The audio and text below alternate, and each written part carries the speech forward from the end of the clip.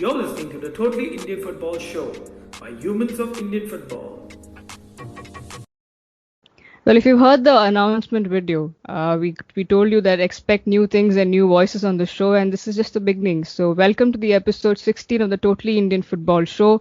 We definitely have a new voice on the show, but I think firstly I'll welcome Abresh Mina, who is probably now a veteran and part of HOI for since some time now, as she's also bringing us reviews for the games that's going on with the women's as well as a bit of men's in between.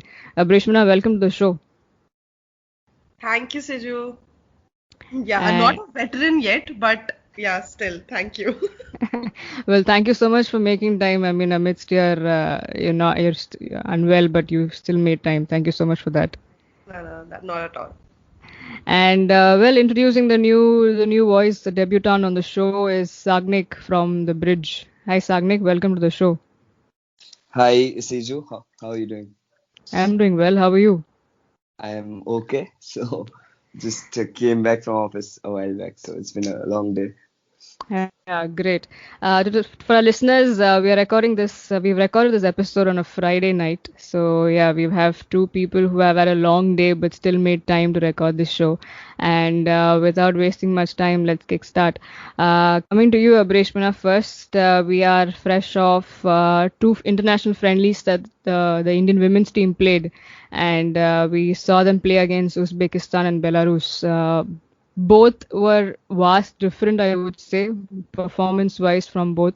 And before, I would like to say, I just like to mention the podcast that we had you, I think the first one when we spoke about the women's football, the whole scene of how it is in the country. I think you and Arco both mentioned that it's time that we move on talking about human interest stories and probably sympathy and sad stories of these players, but rather focus more on the performance. And I think today we're going to do just that. Yes, Abreshmana, your thoughts on both the games? How different was it? What were the similarities and probably our takeaways? It's like you mentioned. I mean, yes, they were different in terms of, especially if you take just one section, which was the second half against Uzbekistan. I think apart from that, the first half that India played against Uzbekistan and the entirety of the match they had against Belarus was probably on the similar lines. Uh, like I said, I mean, against Belarus, they were particularly very disappointing. But against Uzbekistan, if you say the second half, like I said, they were good. They were genuinely good. There was some tactic involved over there, right? Like the first half, we saw Uzbekistan completely dominating, keeping the possession, and not letting India get into the game at all. While the second half, what changed for India was they pressed better, they recovered the ball faster, and so they could just try and create something. Yes, it was a loss, but still they at least tried to create something, at least got going. And obviously it was an unfortunate loss against Uzbekistan because it came out of a brilliant free kick that was taken. So yeah, but apart from that, the second half did show what this team could achieve, where they should be probably be heading. But, which is why exactly when the match against Belarus came, everybody expected them to kind of play better, but actually they were worse. They Even though the start was good, but overall it was a very, very confusing performance. I think I mentioned it in the review as well. I mean, I just felt like they had no idea what they were trying to achieve on the pitch, right? There was just so much of aimless running. What really surprised me or confused me the most was the aimless running. They were pressing at the wrong moments.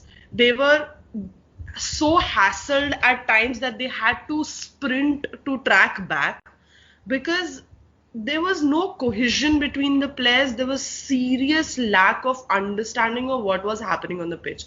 It's not like Belarus played very well. Belarus made their own mistakes and a lot of them. But the way India played, it just made Belarus look so much better. So yeah, that was why it was disappointing. And what account do you think? I think you also mentioned in your review that we started with more or less the same team. So, and it's the same squad, I mean, and we were playing, we thought we would play better, but it just went down. The graph went down. So, what do you think was the problem? Like, what went wrong for the Indian team? Lack of control in the midfield is what I felt. I mean, Indu did look rusty. I mean, Indu is back in the squad after a pretty long time, and there's been a lot of struggle for her. But she is back, but she does look kind of rusty. There's even in terms of Sangeeta Basfor, yes, she scored a stupendous goal against Belarus in the stoppage time, but overall there's a lack of control from her also because she is the deepest midfielder that you have. She's just in front of your defensive line. So there is a lack of control in terms of her holding the midfield as well. So that is where I feel we lack the most. Manisha has had her moments, Grace has had her moments, Soumya has had her moments. Sandhya against Uzbekistan in the second half was fabulous. But I just feel there's so much of lack of control in the midfield that it kind of hassles everybody because then everybody is just trying to close down players without really, having a game plan as to who is trying to close whom. So yeah, I was also surprised. Like I mentioned, I was really surprised that Mehmal started with exactly the same 11 because we were not good against Uzbekistan in the first half, and it were the changes that worked in the second half. So I really don't know why she started with the same 11. Asha Lata got very little time on the pitch against Belarus. So usually Asha is a starter, so I'm not sure if there's some problem with her that we are unaware of, which is why maybe she's not playing and not really sure about that. But other than that, I just feel I'm all for stability and everything. But if something is not working, there's got to be some change in tactic, like how they pressed in the second half when they realized what Uzbekistan was trying to do.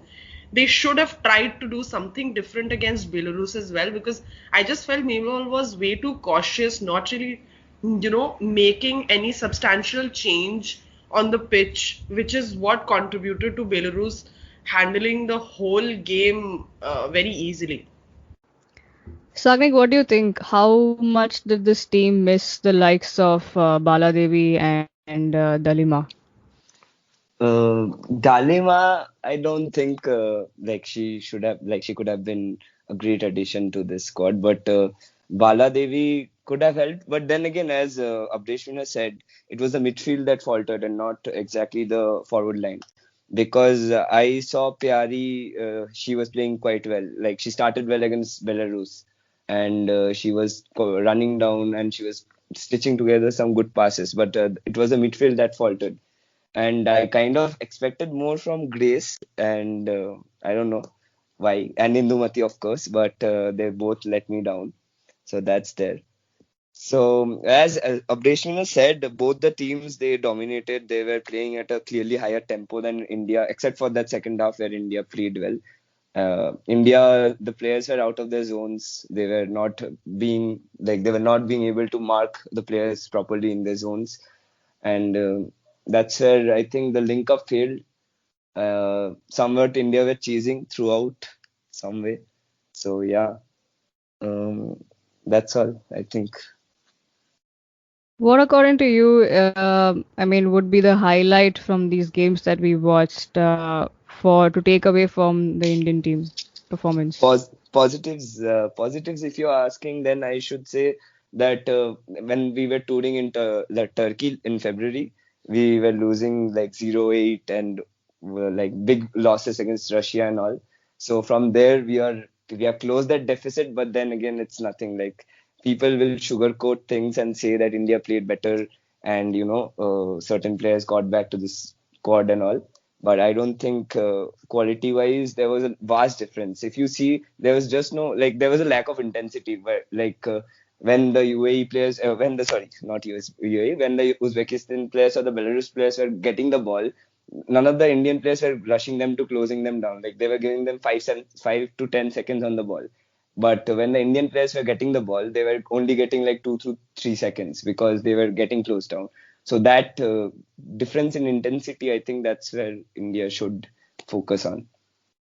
Yeah, I think we should not even talk about the UAE game. Yeah. But anyway, Yeah, uh, sorry. well, Abrishmana, if I had to ask you, how do you look at the entire, I mean, we played 3 games in Turkey, as Sagnik reminded us, and then we had these 2 matches. Your thoughts on the entirety of the campaign, and what do you see going ahead? I think we come down to the same question, the same point, that to increase the quality, we need to play more. So how this just shows that the importance of game time, right? Exactly what I was going to say. Yes, I've said it time and again that India were disappointing. But overall, if I look at it, I mean they at least got games, right? Um, the serious lack of game time just showed. I mean, even Belarus had more game time than us in the past year, which is what contributed to the cohesion that they showed. So yeah, we need to play a lot more. I do understand that we've not been able to play obviously because of the pandemic also, but even before that, it's not like we were playing a lot of games. So instead of just having camps after camps after camps, there's just got to be more quality games, and we don't have to rush to Europe all the time for games, right? I mean, in Asia also has put very good quality teams where and we are way behind a lot of teams in Asia as well. I mean, forget Australia, Japan, China and all, but even even Thailand is ahead of us. Vietnam is good. Like I don't know, like even Bangladesh is would be a very good challenge. So just overall, I mean, we don't have to keep spending so much on these European tours, but if we can, get a lot more game time in Asia, because that would cut the cost as well and help us probably have more games than what we usually have. No, I think talking about game time, it just got even more reduced because we have the IWL postponed because of the rise in cases again, and the whole. I mean, we're still in a pandemic, and everywhere. I think even the state associations have pushed their qualifiers as well. Sagnik, your thoughts on that, and how do you see what do you see going ahead for this Indian women's team? Do we see some more games coming up like these? So for as far as IWL getting postponed is concerned, like some people thought it might get cancelled, right? But today we got an update from AIFF that they will be looking at IWL at the upcoming IWL for scouting purposes for the upcoming Asian Cup next year. So IWL should not be cancelled and should be held sometime maybe later this year. And because most of the teams who qualified from the states, they had also been like they have been preparing for the national league, which is the IWL, and the final round, like Kickstart FC. I have been in contact with them, and I know that players that they have, like Kavya and all, they were really looking forward to get a chance in the in IWL, which is a good stage for them to showcase their talents. So as I said, IWL should not, it will not be cancelled and it will be held. But as I see it, like why was even IWL postponed? Because they are saying it's because of rising COVID cases. But then again, IPL is being held. The ACL is going to be hosted, and AFC Cup matches are also going to be hosted. So if these matches can be held, then why should you postpone the IWL? I mean, I understand the lack of funds and you can't maybe organize a proper bio bubble and all, but still something could have been arranged. That's what I feel. Something was missing. Can I And but yeah, sure. Yeah, which is exactly the same thing. I mean, AFF did organize the I League um, in a bio bubble situation, which was way longer than what the IWL playoffs or the IWL final round would have been. So while I do understand the situation with the pandemic, I still don't see the reason of postponement because it could have been done, and I honestly don't even understand why the qualifiers were being held in Delhi when they could have been also held in Bhubaneswar like the final round. That just cuts the cost for the teams who would be traveling for the qualifiers and would eventually make the final round. People would go to Delhi first and then go to Bhubaneswar. Instead, everybody could just come in Bhubaneswar, have the qualifiers and the final round and get done with it. And IWL anyway is so short that I don't understand why a bio bubble situation could not have been created. Yeah, and speaking of the qualifiers, I don't even understand why they are held or like hosting qualifiers.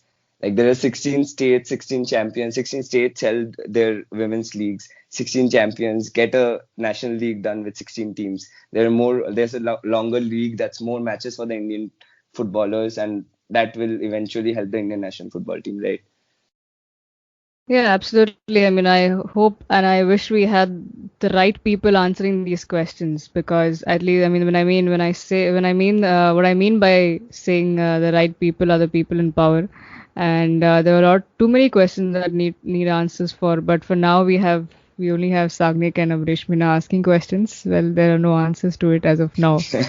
Uh, but Abrishmina, you mentioned about the Indian women's team traveling to Asia rather than spending too much on the European tours. But what about probably if that's not happening? How about playing your own clubs or the clubs that are there in the country at least to keep them going? If, for example, if you're having a camp in Goa, you play against the quality still may be poor, but I don't know, maybe just to get to know each other, the players who are playing in the national team, to get that whole thing going for them, and probably also for Maymol to try out things that could help her eventually in the bigger matches. What do you think about this? We have states with pretty decent women footballers, like you have Manipur. I mean, considering the rest of the states, their quality on the ball would be a bit better than, other states. You have Tamil Nadu, whose footballers are also pretty good. They have been winning the junior titles as well. So that's another state that we can be looking at. So yeah, you have states where probably you can actually go and play with the clubs and not even have very low quality games. So it's just about playing more. Even your clubs on club level, people need to be playing more so that more and more girls get regular game time, which is why you need to have longer club competitions as well, so that just people, like we've been speaking about game time again and again and again and again and again. It's just you need to give more games, and that is the if you as long as people play such few games, there's always going to be this lack of cohesion, right? Because everybody's not going to understand the other person. Obviously going to be a lack of cohesion and understanding between players because they play so less. Just having camps cannot create match situation. Your match situation is different, so you need to have that as well. So yeah, I do agree with you. Maybe like obviously even like Goa, comparatively the quality would be lower overall, but you do have states where the quality would perhaps be just a little low or even equal to your national team. So of course I do agree with you. Why can't we do that? Well, I think the reason we are talking about game time even more often now, especially considering the year that we are entering into, a year that the women's team will be seen in the Asian Cup, and it's difficult because the way it looks like, I think only the Indian team would be less on playing the game. So how, Sagni, what do you think that do you see us being too rusty, going into the tournament? Yeah, I think expecting too much from the Indian team from the 20 like the next year's edition will be a bit too much. I think we should pipe our dreams, and just be realistic because honestly, the Indian team doesn't play a lot of matches. The players only play 2 months of football, domestic football, at senior level. So that rustiness is always there when they're on the pitch, when they're taking on when they're playing in competitive matches.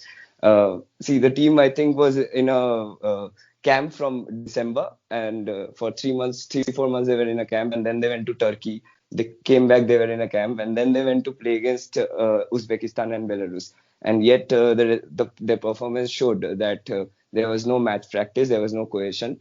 So yeah, it all boils down to lack of matches and lack of game time for the girls. If they don't get to play, they won't improve. It's that simple. I think I spoke to Memol also, Memol Rocky ma'am, last year during the start of IWL in Bangalore. So she also pointed out the same thing that there are no matches. At least it's better than what we used to have, but it has to improve. And I think a solution could be a 16-team national league if they make it, but I don't know. So. Yeah, I think we'll definitely keep talking and address these issues on the Totally Indian Football Show, and we'll definitely talk about more of the women football action in the scene while we are even nearing to whenever the IW will be played. Let's move on to some more football action that's coming up next week. I think it's going to be held in Goa. Sagnik already mentioned about it. It's the ACL and AFC Cup campaign that we'll see FC Goa and Bengaluru FC in action. I think let's start with the AFC Cup. BFC has a game on the 14th. Abrishmana, starting with you, your thoughts on, I mean, you can just start with probably the entire, how do you see the game panning out? Firstly, let's talk about the squad.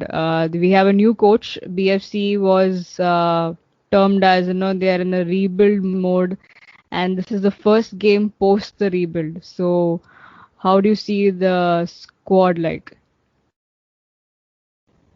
See, the squad is more or less how like we expected it to be. It's pretty, it's regular, but of course, I mean, I'm pretty sure the tactics are not going to be regular. I do expect a bit of change. I genuinely feel like we can see a little different side of BFC.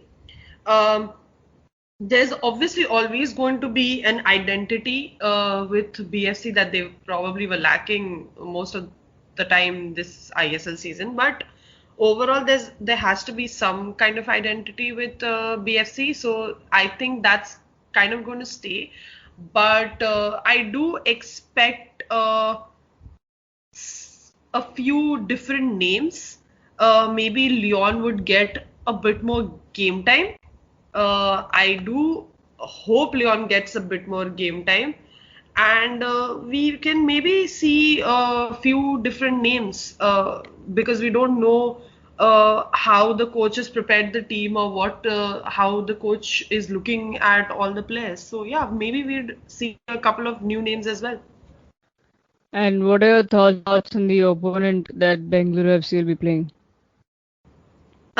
It shouldn't be extremely difficult, but obviously, I mean, given that we're playing the AFC Cup, we can obviously not underestimate any opponent. But we're up against Nepali side, Tribhuvan Army FC.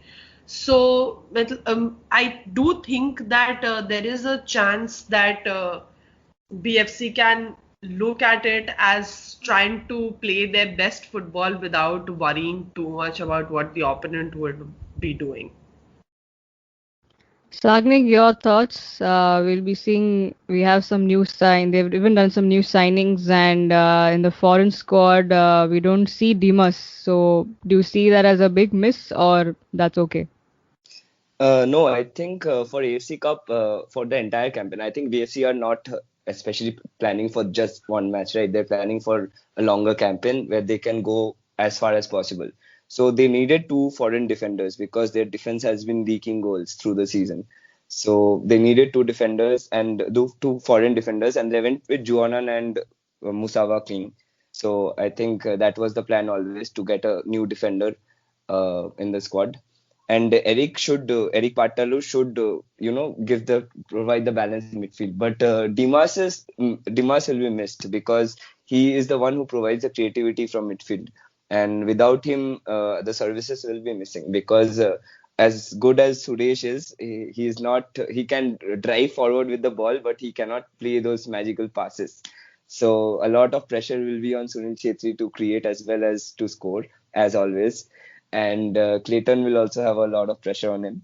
So but as I said, the first match shouldn't, as Rishmina also said, the first match shouldn't be a lot of problems, because this team, they don't have any foreigners. They're only made up of Nepali footballers, and they do have a couple of international level forwards, but I don't think that's going to create a lot of trouble for BFC. So it should be an easy second round win, and then they should play the next round, and then they should qualify for the main round. That's what I feel. Just a quick thoughts on the coach that they have. It's be the first challenge for him is the AFC Cup, and in fact, the first challenge was to rebuild the entire team, have a new squad, and now it will be put into action. Sagnik, your quick thoughts on the coach Marco? Yeah, so I think he is new to Indian football. So any coach, whatever his credentials are, they take time to settle down in Indian football. And his first challenge is AFC Cup, which is again a new thing in India for Indian football, because I have seen many clubs changing their clubs up after a campaign has ended, just before the continental campaign is about to begin. So unless it's the next season. So yeah, that continuity kind of got broken. But I think the way they Quadra departed, we were seeing signs of it coming, like from last season itself. So last season itself, when Bengaluru were not playing well, Quadrat was almost hanging by a thread. But then he stayed, and I think the pressure was also on him to deliver this season. If he couldn't deliver, he knew he would leave. That's what happened. The new coach, there will be again pressure on him to perform, because BFC have certain standards and they demand those standards in performance. And if there's lack of performance, he might be under pressure. But he should be there for next campaign of ISL also. Should not be judged for just for one tournament. Brishmana, your thoughts on the coach? No, I do completely agree with Sagnik. I mean, being new to Indian football, it usually does take time for people to adjust. So I'm pretty sure that BFC is not looking at him for just how the club does in the first few games of AFC Cup. I'm pretty sure he's going to be here. So he can. I mean, he's going to take time. So like we said, like yes, BFC's first game is not very difficult, but I don't think there should be look like a lot should be seen just in the first couple of games or something. I do think that he should be given a long rope to try and understand the players a bit better and understand Indian football as a whole. It's not easy at all. Yeah, and he will take time to to like share the knowledge with the players, and for the players to adjust to his style also. So it will take a lot of some time at least for us to see what style he brings to Indian football. Absolutely, and I think 14th April is when we will see that in action, and probably we'll start seeing that in action and see what this whole new rebuild phase has been for Bengaluru FC and the entire squad for them. Let's move on to FC Goa now, and as they will be playing for the first time an ACL tournament, and we have spoken about this earlier. We have a show entirely talking about the entire FC Goa team management, how they've been since the inception, and you can definitely check that out on the Totally Indian Football show.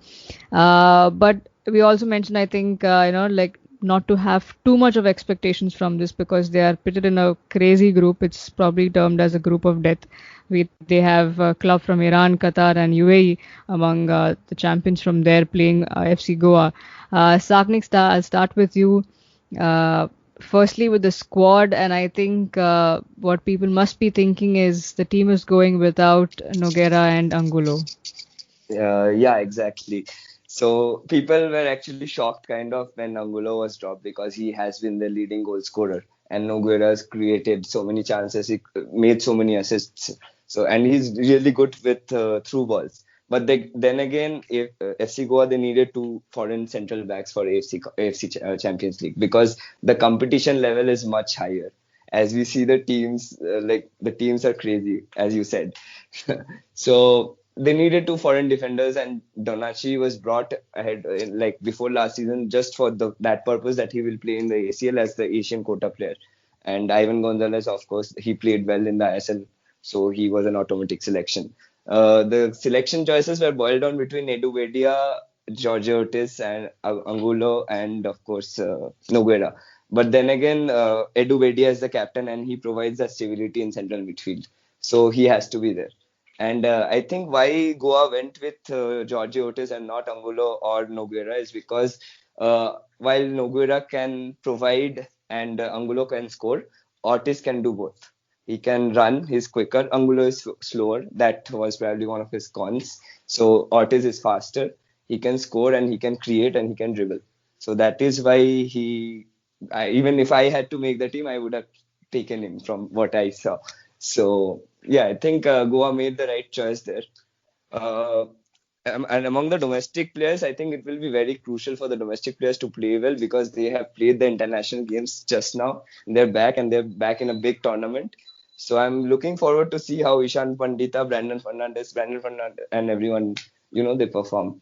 Also, I'm looking forward to Jasuraj. So yeah, he's a personal favorite of mine. And talking about the opponents, like everything is written already. There's nothing to say. There's Persepolis, who are like two-time AFC Champions League finalists. They were finalists last year and they could have almost won it. There's Al Rayyan, which is the only game I think FC Goa can try and get a positive result out of. And of course, there's no, sorry, not Al Rayyan. Sorry. From Al Wahida, they can hope for a positive result. And Al Rayyan, of course, is the biggest club, one of the biggest clubs in Qatar. It has a rich history. It has so many good players, and it is finishing currently third in the league season. I think Qatar Stars. So yeah, and their manager is also Laura Blah, right? So crazy. Just even if Goa get a draw or a win from one of the games, that would be a positive for me, I think. Abresh Manoy, coming to you now. Your thoughts on the campaign on the ACL that we'll be seeing FC Goa, and Saknik mentioned that it's going to be crucial for the Indian players, and Goa are known to give a chance to local players especially. So how big an opportunity is this for the Indian talent in FC Goa? Huge, huge. I do agree. If you have to, get anything positive out of the ACL campaign, the Indian players have to do well. Because obviously you're going to have just 4 foreigners in the squad, so a lot depends on the Indian players. And I mean, obviously, I do expect a few names to step up, be it Brandon or Princeton particularly. I'm pretty excited to see Princeton actually. So I do expect these guys to step up. But like like you were mentioning, like the way you like whatever you've spoken about in your previous podcast as well. I mean, we shouldn't be expecting too much. A couple of draws would be a positive result as well because genuinely FC Goa have a very like they've had the worst group that they could have asked for. So yeah, so it's obviously going to be very difficult for them, but it'll also be interesting to see if Juan Fernando gives chances to different players that he couldn't in the ISL probably, because not much is expected out of FC Goa in the ACL campaign. So he has, in terms of switching Indian players, he has a bit more liberty here. I really hope Frankie gets a bit of game time because he didn't get any during the ISL. So I'm really hoping that he gets some game time. Even Makan Winkle Chote, I think he might get a bit of game time as well. Romario should be starting. I mean, Fernando did prefer him during the ISL as well, so I think Romario will start. So yeah, it's going to be interesting to see how the Indians do actually. That's going to be the key for sure. May I ask one question here to both of you? So, my question would be that we know that there will be only four foreigners instead of five foreigners in the starting lineup. So, do you think that the quality of football will actually increase instead of decreasing? Because as far as I have seen the foreign players, they don't have the same intensity as the Indian players. Like they are quality wise, they are much better, but they just don't run after the ball, or they just don't push forward and press forward. So, do you think that's gonna have an impact with more Indians playing? Maybe. Okay. Not particularly. I don't think so. It's of course like in terms of intensity, what I feel what happens with the foreign players is they have a bit more understanding of when to push the button than the Indian players. Indian players do seem to, have a bit of timing problem. Something that Juan Fernando always keeps mentioning, that your timing on the ball, off the ball, of a tackle, getting to a ball, going for the shot, everything has to be very pinpoint. So that for me is a bit off when it comes to the Indian players, which is why they have to run a bit more, because they have to try and cover more ground, because they're probably drifted away from their position. So I feel that is where that kind of makes the foreign players look a little more relaxed than they are probably. So yeah, but I do feel that in terms of gusto, there probably would be a bit more, because it's a huge occasion for all the Indians. So while there be a few butterflies in their stomach, I do feel that they'll have a lot of passion in terms of how they want to perform on the field. Okay, I think I had kept this part as a conclusion for this topic, but I'll just say since you've asked this question, and I feel probably it's appropriate here. Uh, I think it's a challenge for both, right? For both the Indians and the foreigners, because looking at ISL and looking at it to be, it's always hyped. I'm not saying that Goa was not a good team. It's not about just Goan team here. I'm talking in general, that we see, okay, the foreigners come in. It's a great addition to any ISL club or any teams in India, and we look up to them, the foreign players. Oh, they are the big thing, and then we are surprised by our own Indian talent eventually, which is a good thing. And I think, but then AFC Cup or an ACL Cup campaign, what shows us is that where the teams actually stand, be it the foreigners and be it the Indian players, right? It's actually like the reality of a reality check for every club and for all the fans and for all the experts who keep talking and who keep going gaga over certain players and foreigners or the Indians. So I think it's going to be a great challenge. And just like Abrishmana mentioned, there definitely is excitement, nervousness, and jitters because of the occasion that it calls for. It's for the first time Goa is playing. It's, I mean, relatively a young team, because a young squad among the Indians at least. So I think what I'm looking forward to is probably seeing how the Indian players perform here, because it's for them, it's a bigger occasion, because there are lesser foreigners to be played here. Uh, Challenges for everyone. It's not just for foreigners or Indians, I think, but all. I mean, it's all square. I think we'll see that on the 14th. The first match they'll play against Al Rayyan on the 14th April. So we'll see that going ahead from there. And it's also, I would say, a challenge for the coach, right? Because we've all, since the start of ISL, the last season that went by, we were looking forward to Juan, right? And it was a Yeah. big shift from Sergio to Juan, and then this has happened. He's got them here, so I think it'll be a great test even for that, but I think in a good way. And just like both of you have mentioned, if they can get a draw here and there or some great performance, even if it's a loss, because we literally, I think FC Goa should play without any pressure. They should just play and put their best foot forward over there.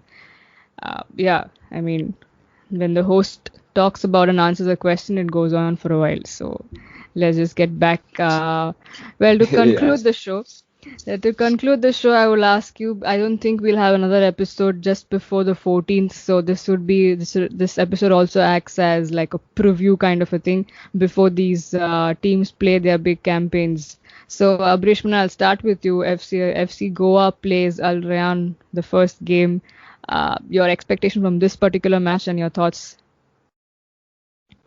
The expectation in terms of the expectations are just probably, honestly, I'd just probably expect them to have a good game, show some meat on the pitch, try and push Al Rayyan as much as they can. I don't think result, like you mentioned. I mean, they should play without pressure, because they are not expected to win. So that is what I'm looking to see more than any result, actually. So yeah, and BFC should win. Yeah. Sagnik, both the teams are playing on the 14th, and FC Goa take on Al Rayyan while BFC take on Tribhuvan Army. Your thoughts on both? First of all, for BFC, as I have said earlier, it should be a win. It should be a win, but then again, AFC Cup we can't say. So that match I am counting BFC to win and progress to the next round. For FC Goa, I think they should just go and enjoy the AFC Champions League because it's it's the first time and it's a unique moment. So I'm just excited to see the Indian boys playing in the AFC Champions League, taking on a side that was playing against Zave's side just two days back. So yeah, so that is my excitement level for this. I don't expect anything from FC Goa, like win-wise or result-wise. And as Abrishmina said, results should not be important in this. Just enjoy the atmosphere. Yeah, talking about excitement and talking about enjoying the atmosphere, Sagnik will definitely enjoy even more because he will be in Goa catching up on these games. So hopefully Yeah, we'll have him more often on the show, especially during this campaign of FC Goa, for him to give us some exclusive bites from there. We'll definitely give hopefully, credit to. We'll get definitely give credit hopefully. to the bridge. Don't worry. Hopefully. Let's see. Okay, guys. Thank you so much once again, Sagnik, for coming on the show. And I think this is the first and the last time I'll be thanking you because you will be a regular, hopefully, going ahead. Thank you once again. Abrishmina, as always, you're always there on the show. So thank you so much for taking time, guys. And thank you to all our listeners for showing us all the support and love. Continue to do so, guys, because as I said, the Indian football season, the league season may be over, but we still have a long way to go for the Total Indian Football Show. So expect some really good episodes coming up, just like this one. Hope you enjoyed it. If you did, then please do follow and subscribe to our show on all the audio platforms like this Spotify, Apple Podcast, Google Podcast, and we are also available on the Humans of Indian Football YouTube channel. So please like, share, and subscribe to the channel and share your thoughts. So we would love to know what you think about the whole women's football team that they played their campaign and also the ACL and AFC Cup campaign that's coming up. So guys, thank you so much. This is your host signing off, and you were listening to the episode number 16 of the Totally Indian Football Show. Bye.